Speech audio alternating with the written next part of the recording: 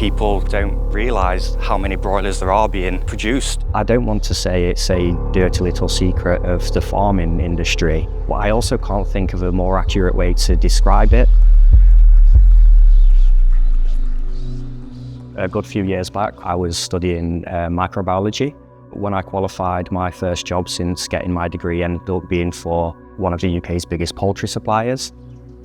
I arrived in a slaughterhouse, and while I was in that role, I was managing a small team of auditors and ensuring that the factory was up to standard.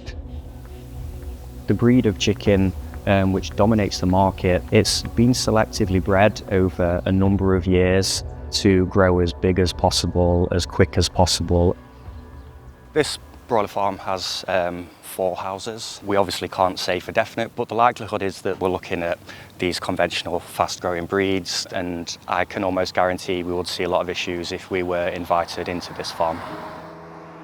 These birds, because they're growing so big, their muscles grow bigger than their skeleton can actually mature. So you may see a chicken with a leg off to the side, and it's very likely that it's actually dislocated from the hip because of the pressure that is on that leg. I initially wanted to go into the agricultural technical side of things to have more of a say with the actual animals themselves. And throughout my time there, I continually requested if there was any opportunity for me to move sideways into that kind of role. And I was told that there was one person that was essentially overseeing welfare across the whole company. And that's when I realised that there wasn't the opportunity to actually make any meaningful change or meaningful improvements from the inside. You can't really see much from the side of the road, so we've also got some drone images of a different farm. It's kind of difficult to picture the scale, but if you look at this particular image, you can see some cars in the background, and there's a forklift truck there, and it just shows how large these houses actually are. And each of those houses will have thousands of birds inside them. So we can also see a red skip in this image. Of course, we can't say what this particular one is used for, but a lot of farms do use this kind of skip for disposing of their dead birds when they either die in the house because they've had a heart attack or something, or the farmer has had to cull them because they've got some kind of mobility issue or some other issues that mean it's not worth keeping them any longer. So these mortalities can range from around 3% up to 6%, 7%. So you're thinking if this particular farm here has 100,000 birds on there, just how many of those birds are dying and are never actually going to leave this farm? They're essentially bred for nothing. One of the biggest reasons is the breed of chicken, and this is something that we see and has kind of become an acceptable trade-off, I suppose. It's not a big issue that this percentage of birds are dying before they make it to the farm, because we're getting so much meat out of the ones that aren't dying and do make it to slaughter. And it's this trade-off of welfare that's completely unacceptable. I don't want to say it's a dirty little secret of the farming industry, but I also can't think of a more accurate way to describe it.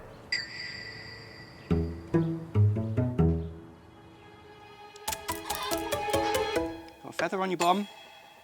I have 7 chickens at home. They are purely a part of the family. Even aside from like all of the scientific studies that talk about how chickens can recognize 20 different human faces, and they have different calls that mean different things. Some of them are extremely loving, some of them are actually quite cheeky, but each one of them is an individual as well. And I think when we're farming on such a scale that we are, it's difficult for people to see these animals as individuals, because if you have 1 million chickens in front of you, you can't assign 1 million different personalities to these chickens. And I think because people don't have this association with the animals, it's very easy to dismiss the sentience and the intelligence of these animals.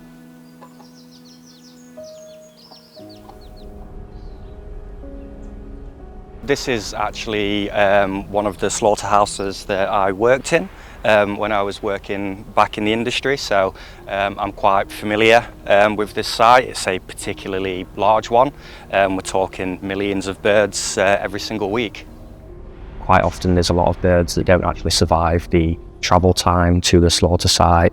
If there's any diseases, that are noticeable diseases, so a common one is ascites, which is essentially the bird's abdomen fills with fluid. And these are scored and these become KPIs, which are key performance indexes. And we would have farms that would have really, really poor KPI scores, like really high levels of footpad dermatitis, which is ammonia burns on the feet of the birds. And when we would report that back to the agricultural team, quite often it was met with, "Oh, what farm is that?"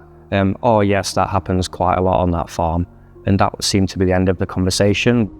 It almost seemed like it was a tick box exercise, like the intention behind it wasn't necessarily to improve welfare, it was just to have better looking KPIs. And it just seemed like there was more and more red flags going off. I suppose for a good amount of time there, I didn't feel like there was anything that I couldn't help make better. And it wasn't until it was kind of made clear to me that I didn't have or would never have the power to make those kinds of changes that I realised I was wasting my time there. Like, I don't believe for a second that 100% of everyone within these companies thinks that what they're doing is right. I think a lot of them might feel in the same position that I felt, where they can see the issues but don't feel like they can do anything about it.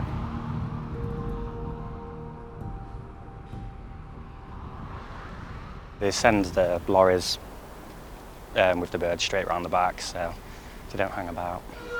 Because of this genetic selection, we now have these birds that go from hatching to 2.2 kilograms in the space of 35 days. One thing that we've noticed is an abundance of these feathers, like scattered all around the streets everywhere. These will be from the chickens that are passing through on their way to slaughter. They're quite fluffy, and that's a sign of immaturity. These aren't feathers from an adult chicken. These are, I suppose you could say, baby feathers. And that's because these birds, they're not adults when they're slaughtered, they're 35 days old. It's just an example, again, of how the industry is failing these animals. This rapid growth, it has such a detriment on the welfare of the birds themselves. If we've got a chicken that's too large to get up and sit on a perch, it's too large to stand up and walk around, it's too large to just be a chicken, we're failing at the first hurdle. There's only so much you can do to make welfare improvements if you're not going to address the core problems, such as the breed that they're using. It was at the time that I was particularly frustrated with my lack of ability to make any changes that I found that opportunity elsewhere, working specifically on the Better Chicken commitment. And then I moved to THL to work on their global team, and now I have the opportunity to make changes on a global scale. I believe that we have a moral obligation to take care of animals and speak up for the animals that can't speak up for themselves. It's brought back a lot of memories for me. Seeing the birds again, it just reminds me of all the issues and all of those red flags, and how there just needs to be that change to improve the lives of these animals.